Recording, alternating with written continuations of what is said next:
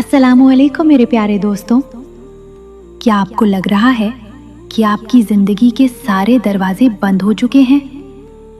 क्या आपका दिल मायूसी से भर गया है और आपको लगता है कि कोई आपका दर्द नहीं समझता?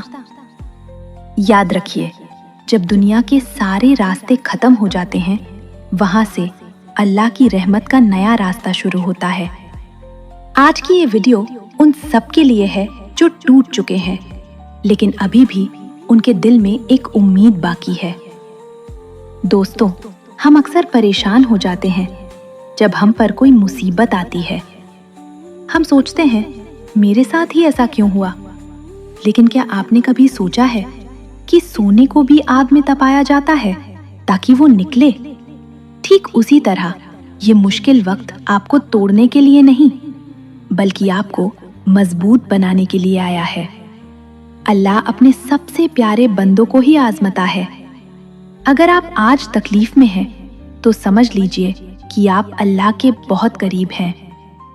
सुनो, उर्दू में एक बहुत प्यारी बात है, सब्र वो फल है जो कड़वा होता है, लेकिन इसका नतीजा शहद से ज्यादा मीठा होता है। अल्लाह कुरान में फरमाता है, इन नमाल उसरी युसरा, यानी हर मुश्किल के साथ आसानी है। आपका काम सिर्फ रोना नहीं, बल्कि उस परवरदिगार पर भरोसा करना है। वो रब जो एक छोटी सी चींटी को पत्थर के अंदर रिस्क देता है, क्या वो आपको अकेला छोड़ देगा? हरगिज नहीं। जब रात के पिछले पहर सब सो रहे हों, तब उठकर अपने रब से बातें कीजिए, उसके सामने रो लीजिए। वो आपके आंसुओं की कदर करता है, वो आपकी खामोशी को भी सुनता है।